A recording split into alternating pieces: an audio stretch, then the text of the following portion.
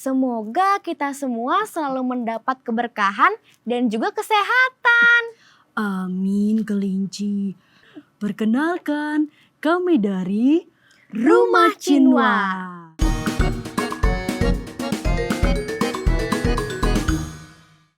Merdeka. Seru banget tadi ya. Itulah tadi yang namanya wayang potehi. Dibawa oleh imigran dari Tiongkok pada abad ke-14 dan sekarang menjadi bagian dari budaya bangsa kita juga. Nah, saya selalu ingin tahu tentang wayang ini karena bukan hanya seru, lucu, tapi karakternya juga banyak yang berbeda dengan wayang-wayang yang biasa. Dan kita akan menggali hal ini lebih dalam bersama dengan Ibu Dwi Woro Retno Wastuti dari Fakultas Ilmu Pengetahuan Budaya Universitas Indonesia. Betul ya Bu ya? Betul. Selamat datang di podcast Nusantara. Terima kasih Mas Arto. Ini berarti program ilmu, programnya apa kalau di fakultas? Wayang sebetulnya ya, jadi di mata kuliah wayang. Tetapi sebetulnya ceritanya panjang untuk sampai ke FIB karena saya pengajar di FIB. Jadi saya meneliti, memilih wayang potehi sebagai wayang yang termarginalkan dan nyaris punah. Dan akhirnya sampai hari ini. Luar biasa. Nah, bicara termarginalkan, sebenarnya kalau kita balik ke sejarah, tadi data yang saya terima abad ke-14. Iya. Tapi sebenarnya kan Tiongkok datang jauh sebelum abad ke-14. Betul. Ya di Sriwijaya dulu mungkin panjenengan pernah tahu ada sekolah Buddhis ya, zamannya Itsing, di mana banyak para murid-murid Buddhis dari Cina atau India datang ke Palembang untuk belajar tentang Buddhisme. Itu kan abad ke-5 ya. Nah, mulai dari situ sebenarnya memori heritage sudah. Sementara potehi dari referensi yang saya baca itu di masa dinasti Han, tahun 200 sebelum Masehi. Jadi sebetulnya ya lama sekali, tapi kalau dirunut ya panjang ya, kita harus ke Cina membaca data-data Cina. Tapi akhirnya dia ada di Indonesia dan melebur, berakulturasi dengan budaya lokal, budaya Jawa. Ibu menghabiskan banyak waktu untuk meneliti, menulis buku tentang ini. Kenapa? Kenapa ya? Tertarik ya, mungkin panggilan juga. Dan itu blessing sebetulnya untuk saya. Ketika saya ingin menulis disertasi tentang Buddhis tapi sulit datanya, ada blessing begitulah, potehi begitu ya. Naskah Cina Jawa dulu, manuskrip Cina Jawa yang ada di koleksi Perpustakaan Universitas Indonesia. Dari situ saya memulai. Dari naskah itu muncul cerita-cerita klasik Tiongkok. Ini tahun berapa nih Bu? Tahun 2000. Dan cerita-cerita itu di perpustakaan UI jumlahnya banyak dan tidak tersentuh untuk diteliti. Dan saya mulai dari situ menemukan wayang potehi dan wayang kulit Cina Jawa yang menjadi core dari penelitian saya. Dan akhirnya sampai sekarang dan kita ketemu untuk membicarakannya. Jadi apa temuan selama 24 tahun itu? Apa yang paling sulit pertama kali untuk memulai? Seperti apa sih wayang potehi itu? Nggak pernah membayangkan saya. Dan kemudian saya bertemu dengan mencari ke Semarang. Ketemu Pak Tio Tionggi dalam peranakan senior. Nah, dari beliaulah kemudian saya, ternyata pabriknya di mana ya potehi itu ya? Ternyata bukan di Semarang tetapi di Gudo, di Jombang. Gudo itu kota kecil, kecamatan, kecil sekali ya. Tidak terdengar lah begitu ya, aktivitas apa yang ada di sana. Nyaris punah ya. Harusnya sekarang sudah lebih lebih baik ya, tapi ya begitulah ya. Nasib sebuah seni pertunjukan yang termarginalkan, bahasa saya, terpinggirkan karena tidak ada atensi dari banyak orang. Titik kejayaannya di mana, Bu? Masa apa? 1950-an mungkin. 1950, sebelum itu sampai 60, kemudian ada larangan dari Presiden Soeharto, Ya, Orba. Apakah ada dokumentari atau data-data yang misalnya katakanlah di tahun 1800 ada gedung konser atau gedung pertunjukan gitu kah atau ada sebetulnya ya. Jadi Belanda sebetulnya yang membuat itu ada ya gedung GKJ itu misalnya ya. Tetapi Potehi tidak bermain di situ. Wayang Potehi itu dulunya wayang ritual sebagai ritual untuk para dewa karena masih ada umat Konghucu ya. dimainkan di kelenteng wihara gitu ya? Iya, khususnya Jawa Timur, Jawa Tengah ya. Tetapi kemudian Pak Harto melarang dengan peraturan nomor 14 tahun 67, umat Konghucu beralih ke Islam atau ke Kristen Nasrani ya. Akhirnya wayang Potehi kan tergerus sedikit demi sedikit karena tidak ada yang mengadakan ritual dengan wayang Potehi. Dua hal yang mungkin saya ingin tanyakan juga sangat fundamental sekali adalah yang pertama, adakah wayang yang generasi tertua? Kembali kayak kalau keris atau wastra kan kadang-kadang ada yang mundur berapa ratus tahun yang lalu. Kalau sekarang mungkin ya paling 100 tahun dan itu dimiliki oleh itu tadi yang di Gudo, Pak Tony Harsono. Beliau adalah dulu orang tuanya, buyutnya adalah pengurus kelenteng. Datang dari Cina, kemudian membawa seperangkat Potehi tahun 1900-an dan itulah yang dianggap sekarang paling tua. Dan 1900-an masih ya tapi ya. Nggak ada yang 1800, 1700. Belum ditemukan. Karena kayu ya, jadi mungkin rapuh seperti itu. Tetapi secara memori, heritage itu ya jauh sebelumnya. Betul. Lagi pula tidak, ya nyun sewu barangkali para imigran dari Cina Selatan itu ya sudah sepuh-sepuh dan sudah tidak ada. Jadi tidak terdata. Oke. Ini kayu pule.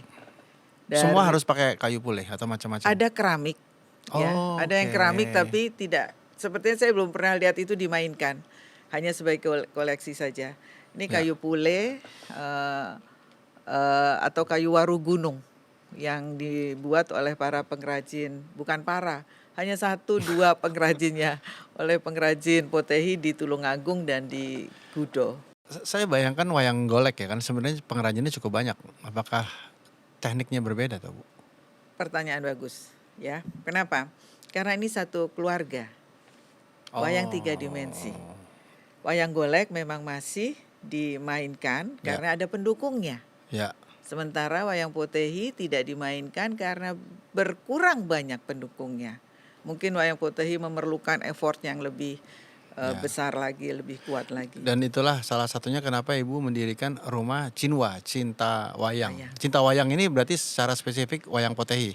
No, semua wayang secara keseluruhan. Iya, secara keseluruhan. Nah, kalau secara keseluruhan kita memang punya masalah besar terhadap kecintaan pada wayang ya mungkin. Betul. Kami punya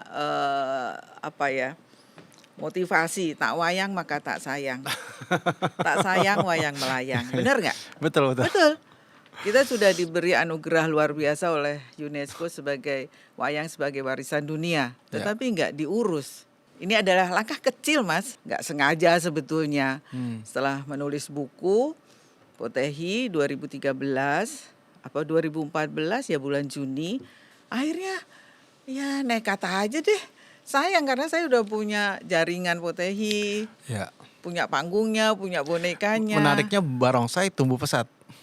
Iya, mungkin nggak pakai mikir nontonnya. Oh, ini harus mikir. Iya, karena cerita moral di dalam.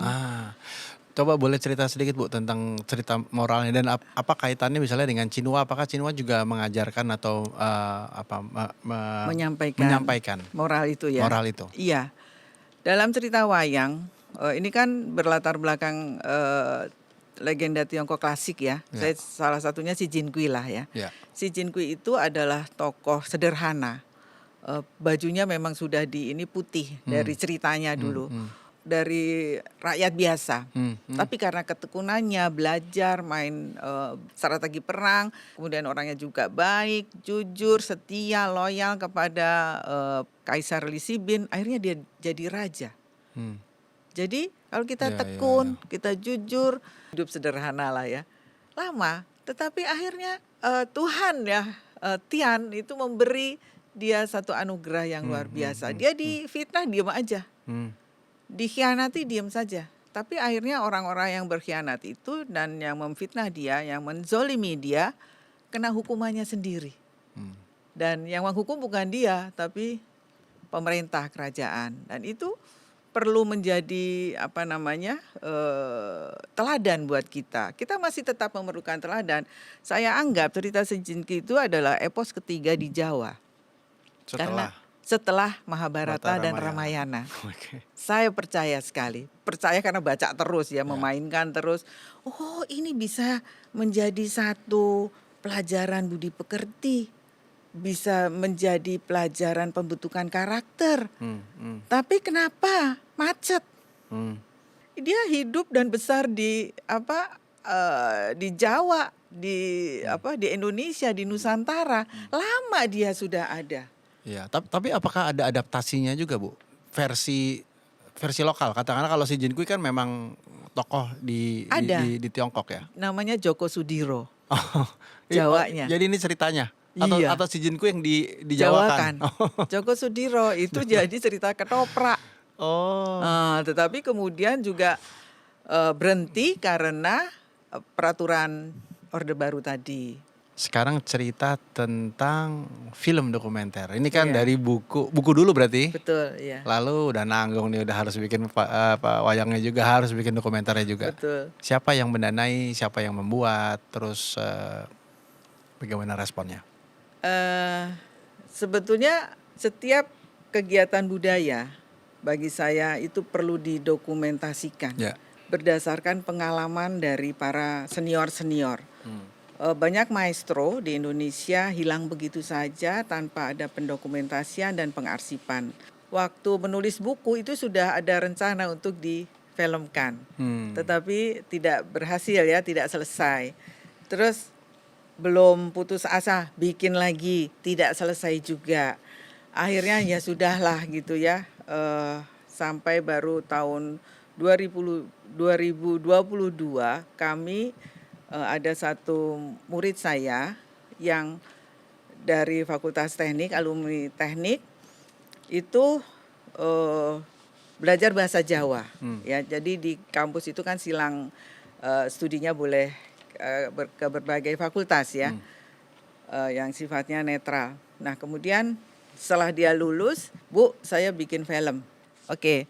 Nah dia lihat Rumah Jin, wah ini apa gitu ya. Sesuatu gitu lah. Kami membuat satu film dokumenter tentang Rumah Cinwa. Itu kesadaran pertama. Apa yang kita lakukan? Kami lakukan selama ini tanpa didokumentasikan, nothing. Tidak ada orang percaya bahwa Rumah Cinwa itu pernah ada loh. Nanti kalau yang ditonton tahun 2050. Terus mana jejaknya? Oh ini ada filmnya. Buatlah 19 menit gitu. Oh bagus. Terus dia bilang, ibu gak bikin film Potehi? Astaga. Duitnya banyak Om. Tadi saya pikir dulu deh. Tapi pertanyaan itu, dan yang bertanya anak muda. Ini sineas muda ya, namanya Dale. Lalu kalau kamu mau susah sama saya cari duit, ayo kita bikin. Tapi kalau nggak siap susah, nggak usah. Ya, siap bahasanya gitu ya. Ini 2022? Iya, 2022. Dan semua happy dan jadi. Yang saya salut adalah semua anak muda. Jadi anak-anak muda ini ada sekitar 15 orang tim film. Itu dari kelenteng ke kelenteng. Dari Semarang, Jogja, Tulung Agung, Jombang, Kediri. Itu adalah jejak Potehi. Sampai ke Bali di Pura Balingkang.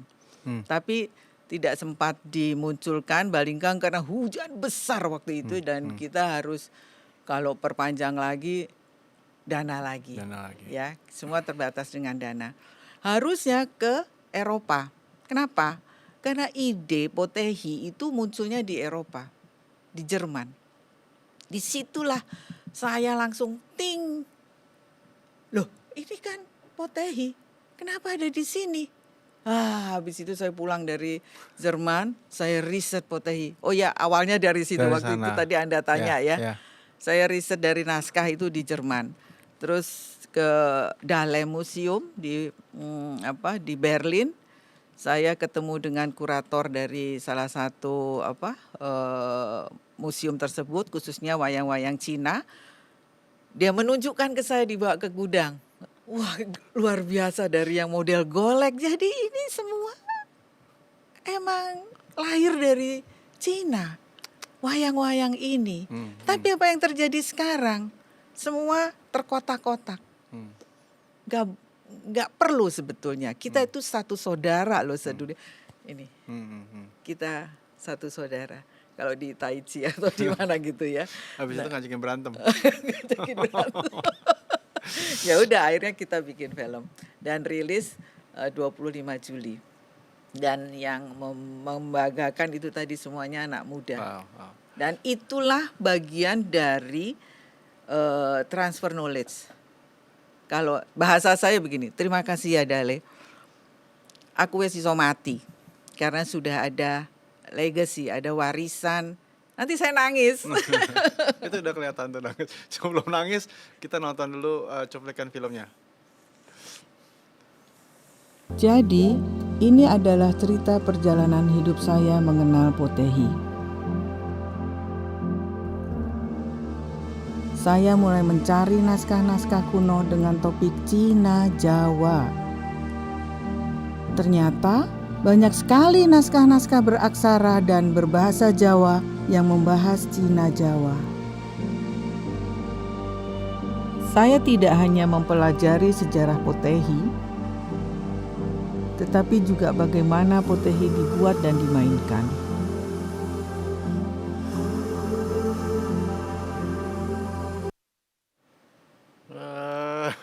Itu narasi Bu Woro sendiri. Iya. Dan yang tadi jadi wayangnya juga. Iya. Semua dokumenter tokoh di situ dipotehikan. Dipotehikan. Karena yang jadi bintang adalah Potehinya. Ya. Salahnya saya hanya sebagai perantara. Bahasanya begini. Kita diberi anugerah oleh Gusti Allah ya. Kalau kita, maaf nih bahasanya agak spiritual nih, kita sombong ya, hilang itu semua, nggak ada apa-apanya. Nobarlah film dokumenter Potehi. Siap. Mudah-mudahan terbuka bagaimana sebetulnya negara bangsa ini terbentuk, bukan karena satu suku bangsa, tetapi ada pengaruh Eropa, ada pengaruh Arab, ada pengaruh Belanda, Portugis, dan pengaruh Cina. Dan itu adalah kenyataan, kita adalah memang melting pot. Keragaman dan multicultural di Indonesia itu adalah kekayaan. Dan Indonesia itu adalah negara adi budaya. Amerika boleh adi kuasa. Tapi kita adi budaya. Adi kuasa bisa hancur, tapi adi budaya melesap secara perlahan di hati para. Sekarang saya merinding sama mau nangis nih. Jangan nangis nanti selesai podcastnya. Ada yang bawain. Nah sekarang kita ada beberapa karakter yang paling kanan mungkin. Ini Laksamana Cheng Ho. Cheng Ho bahasa Jawa ya. Cheng Ho ya, dijawakan saja. Ya. Cheng Ho adalah Kasim ya, atau prajurit kerajaan ya, yang diutus untuk ke Nusantara melakukan satu misi budaya, silaturahmi. Zaman itu dinasti Ming ya, sudah ada strategi misi budaya. Dan salah satu kunjungannya adalah di Aceh, Palembang, kemudian Cirebon, Semarang, dan pantai utara Jawa. Dan beliau membawa banyak kapal. Kalau saya tidak salah ada 1.000 kapal dengan prajurit-prajuritnya. Satu kapal itu berisi keramik dan sebagainya, dan juga menyebarkan agama Islam yang sebelumnya ada di Cina gitu ya. Jadi Cheng Ho ini kemudian dari satu pelabuhan ke pelabuhan lain, dan salah satunya yang ya hipotesa saya adalah memori heritage para mereka adalah Potehi. Itu. Tapi itu harus itu sebuah hipotesa ya, bisa saja ini kan migrasi besar dari yang resmi dari kerajaan, sementara yang tidak resmi dalam kemudian karena ingin mencari kehidupan baru adalah abad 17, 18, nah situ lebih banyak. Jadi sehingga juga menjadi satu duta budaya dalam tokoh penting dalam akulturasi budaya Indonesia atau Nusantara pada saat itu. Ya, selain kita memang menyuarakan ya dan menyebarkan pemahaman atau pengetahuan tentang wayang potehi, tapi tentu saja hari ini tetap kita punya tantangan besar. Apa yang menjadi tantangan terbesar kita hari dan kita harus hadapi bersama-sama? Gak bisa sendiri memang. Seluruh masyarakat harus bergerak dan sadar bahwa Indonesia itu adibudaya. Bahwa kita nggak usah bikin tank istilahnya, tapi kita menggerakkan kesenian, seni budaya. Kita lihat dari dalam ini, dari internal kita, pengaruh asing itu apa aja, nggak usah dipikir, tapi yang ada ini dipelihara. Tapi saya percaya sebetulnya bahwa generasi X, Y, whatever itu, Strawberry ya, itu memerlukan juga pendampingan. Sama-sama kita berjalan bersama. Tidak bisa menyalahkan satu sama lain. Ini nggak kompak aja, nggak kompak karena ya masing-masing punya kepentingan. Nah, banyak kepentingan di sini. Nah, jadi gotong royong itu dimunculkan. Kami di Rumah Cinwa kan gotong royong istilahnya dengan banyak komunitas ya. Jadi saling berterima bahwa tidak ada yang lebih baik daripada yang lain. Semua sama, punya hak yang sama juga. Dan tantangan kita adalah mari kita bersama-sama bersinergi. Gak ada di dunia ini yang kekayaannya melebihi budaya di Indonesia. Tak wayang maka tak sayang. Dan tak sayang wayang melayang. Mungkin itu yang harus kita sadari. Ya. Dan setelah di budaya tentu saja diplomasi budaya. Diplomasi budaya, itulah budaya. Sebetulnya membangun karakter, membangun jiwa raga kita sebagai bangsa Indonesia. Tumbuhkan nasionalisme dan karena budaya itu identitas kita juga. Jadi jangan lupa @Rumah Cinwa Official. @Film Potehi. Bu Ora, terima kasih banyak. Kapan-kapan saya mampir ke Rumah Cinwa. Nanti bersama dengan anak-anak muda kita berkolaborasi. Mudah-mudahan kita bisa mendorong lebih banyak lagi pemahaman tentang wayang potehi. Siap, terima kasih. Sampai di episode berikut Anda bisa menyaksikan tayangan kami di Podcast Nusantara di YouTube channel kami. Dan tentu saja juga konten-konten inspiratif di Daai Plus. Sampai kita berjumpa lagi. Podcast Nusantara, hidupkan cinta Indonesia.